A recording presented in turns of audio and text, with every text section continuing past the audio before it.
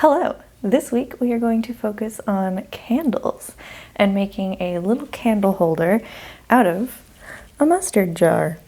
Obviously not this one because it's filled with mustard, but the other one. But I'm filling this after I've done the thing, so here we are. I also wanted to go into what I do with leftover candles, which was sort of the whole premise of this, and then I got totally sucked into making the actual holder. So that video will come next week, and we'll focus on making the holder this week. I think it would be a great gift idea. I mean, I whipped it up in a day, except for the painting side, so you could potentially even make this for Father's Day if you live in Australia like I do. So let's jump on in. The inspiration for this was to make a slightly sinister mimic-inspired candle jar. I love the sinister mimic chests that I've seen people create, and I wanted to apply that to this creation. I'm using Sculpting to create the features on the jar because 1, it's what I had to hand, and 2, you can bake it multiple times, meaning we can build up our creation.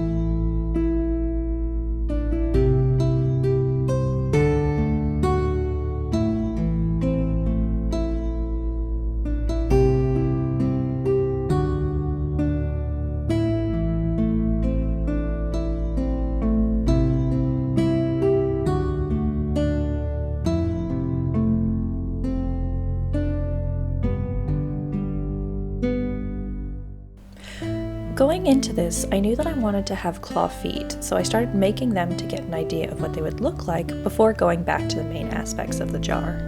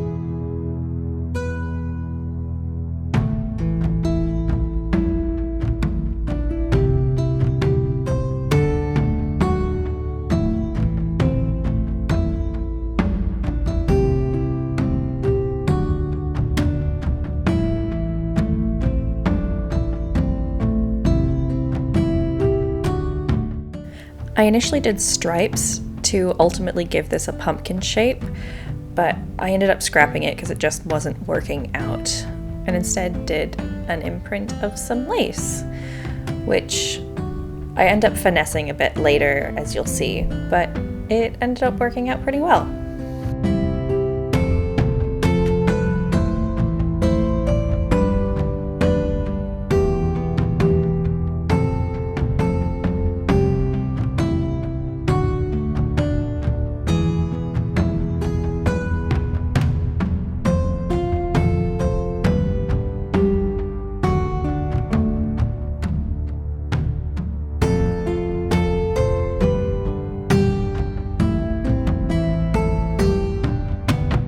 I recently rewatched The Curious Creations of Christine McConnell, where she goes into how to make sinister looking eyes on chocolate chip cookies. I just applied that same technique here.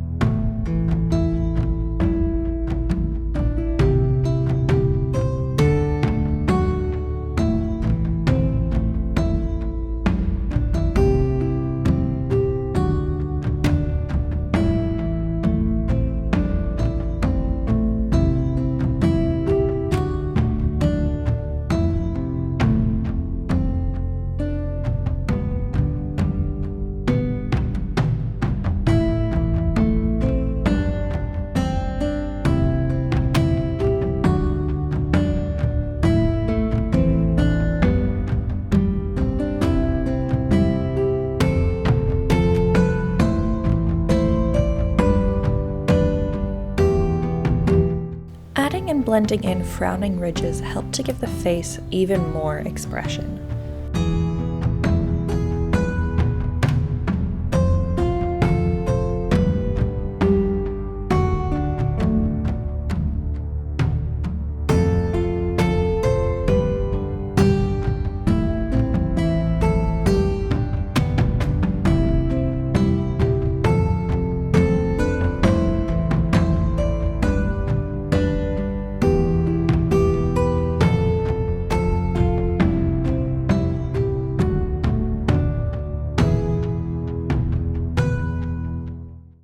You can use any kind of rubbing alcohol to smooth out everything before you put it in the oven to bake.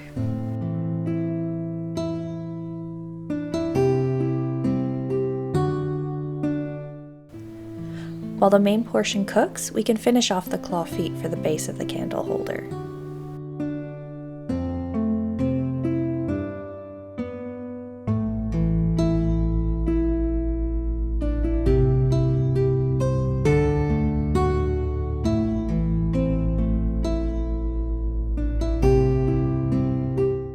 I added a wedge of clay to the back of the claw feet to give the jar enough support to rest on while also allowing the feet to protrude out.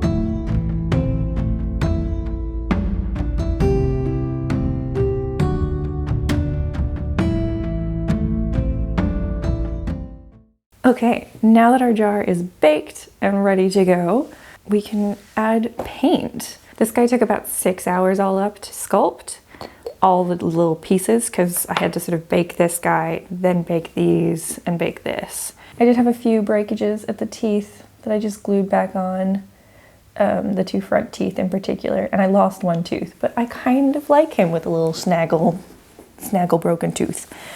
It cracked during the baking, which I'm guessing has something to do with the expansion of the glass and then the metal lid as well, or had something to do with the temperature. I'm not entirely sure, but I kind of think the cracks add to the creepiness, so I'm content to leave them. But I know you could use like quick seal or maybe even caulk, because it's obviously going to heat up again when you've got a little candle in there, especially if you decide to fill him with wax, which was what I originally wanted to do. So I'll probably make another short video that goes with this. I've got some acrylic paints, and I've also got some modeling paints that I'm going to use, especially like the little washes and shade oils and things like that, shading washes, and then the metallics, because I like the metallics that modeling paint uses. I'm excited to get him all done and dusted. I've got the TV on behind you, so let's just chill out and paint.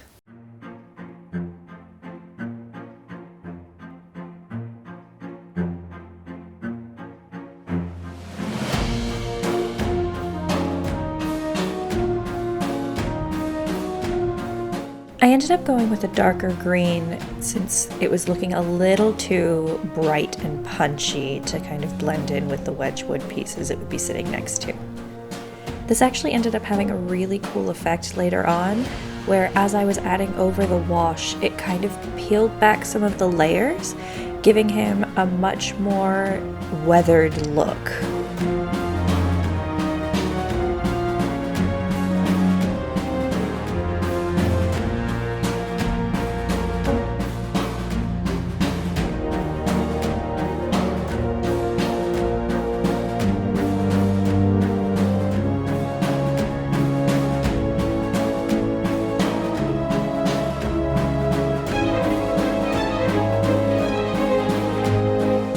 With the base coat completely finished, I went in with the Newlin oil to give some depth to his features.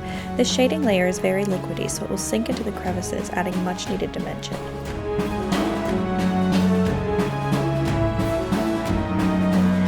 Using a lighter shade of sage, I'm dry brushing in some highlights to the most prominent features, focusing on his feet, face, and eyelids in particular.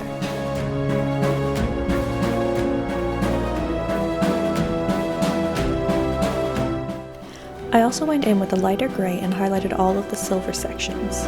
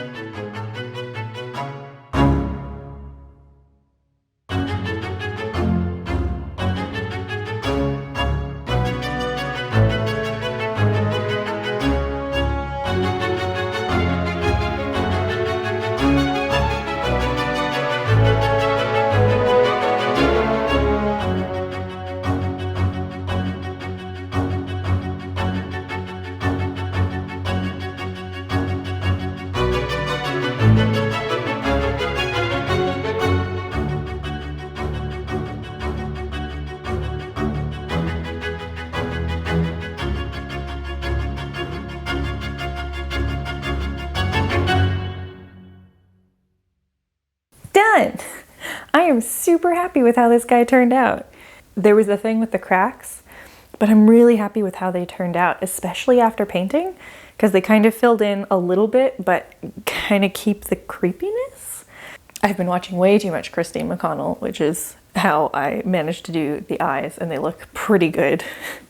I did realize they're a little bit lopsided, where one of them sort of slanted a bit more, but I don't sculpt very often, so this is so exciting and I'm so thrilled with how he turned out. I also love that he kind of goes with the Wedgwood pieces that I have, because they're sort of the only like really decorative things that I have out. I mean, there's like chests, but like they're sort of the only like pottery pieces that aren't like actual pots.